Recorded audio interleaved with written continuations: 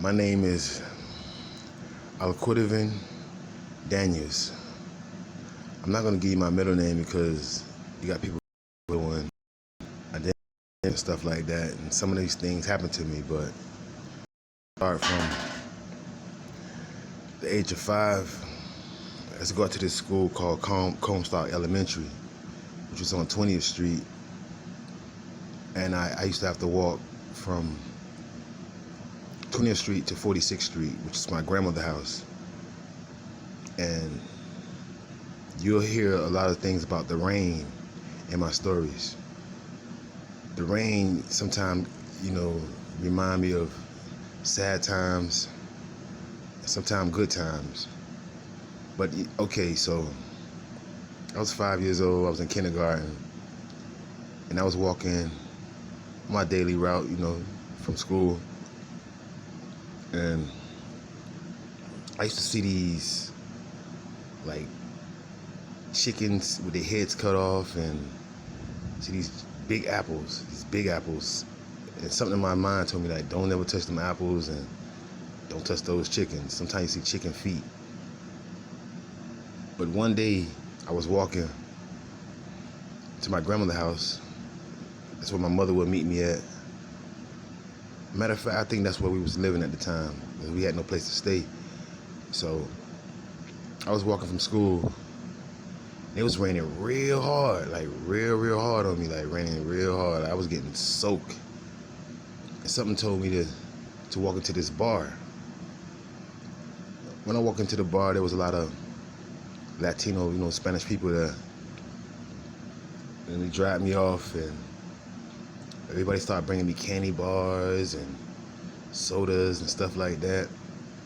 They even got me a ride in a taxi cab to my grandmother's house.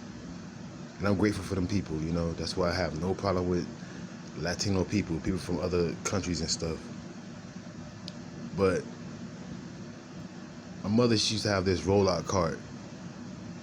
This rollout cart, and like a fold-out bed, and we used to sleep in my grandmother's living room. At the time, it was just me at the time. I might be going a little too back. I probably was 4, but I know, it's been so long. But I used to lay on the floor on that cart, like next to that cart. When I say some of the biggest roaches, they was like palmetto bugs. They used to almost eat me alive. I miss my grandma too. I miss my grandma Cleo. And it's like I used to see my mother cry a lot of times, And by her crying, I never used to ask her for things. And, she was one of my biggest heroes, because she could have just aborted me. But she was also, she was working as a maid at Fontainebleau. But, but still, I'm trying to get my story together and get it right for y'all. Like I said, don't feel sad for me. Just pray for me. Hope something better for me happen. But as I took my daily route one day,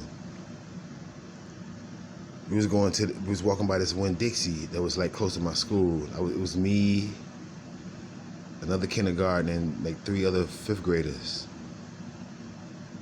And we went inside this Winn-Dixie, and I didn't know what they was gonna do.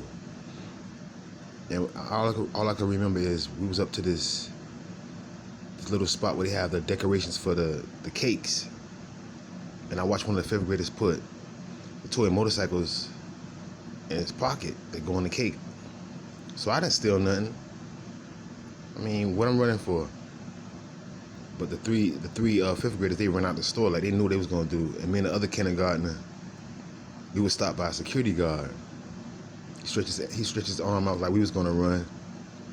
They took us to the back of the store, and they told us to call our parents.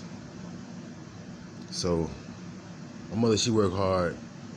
She was trying to get out her mom's house, and she came in a yellow cab. She asked me no questions. She didn't even ask me did I steal or nothing. She just put me in the cab, and she took me to I might get the story wrong. Matter of fact, we wasn't staying at my grandmother at the time. And I mean, that's why I say just ask your kids like what happened. There's two sides of every story. Sometimes it's three. But okay, so my mother didn't play that stealing stuff, and I didn't steal nothing at all. But it's like this. I remember, never forget. It was this wooden rocking chair.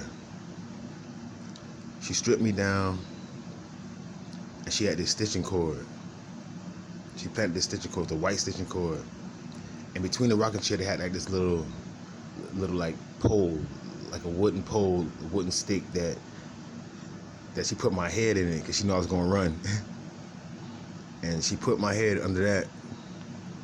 When I say I got my ass whooped, I got my ass beat. I got beat. And the next day when I went to school, you know, when I was going to school, the principal, you know, he could paddle you. And he had this paddle, it was like one of those, like the end of a row, you know, the rowboats, the rows, I don't know what they call it, the row. And I mean, I got paddled the day after that, stitching cord whooping. It's like to this day, I'll tell my mom, but the last time I talked to her, I was like, Mom, you know I was innocent. And she like, just going on about her way. And I'm just telling you, man, like, by my dad not being around, I didn't ask her for things, so I kept quiet with a lot of things. So I'm starting this story off, and I'm hoping I can get the timing right, the days right. Just hope I can get it right for y'all. So I'm just telling you, just sometime ask your kids, find out what they gotta say. But I'm letting y'all know I got an ass whipping, and I was innocent. And this is my story I'm trying to start, y'all.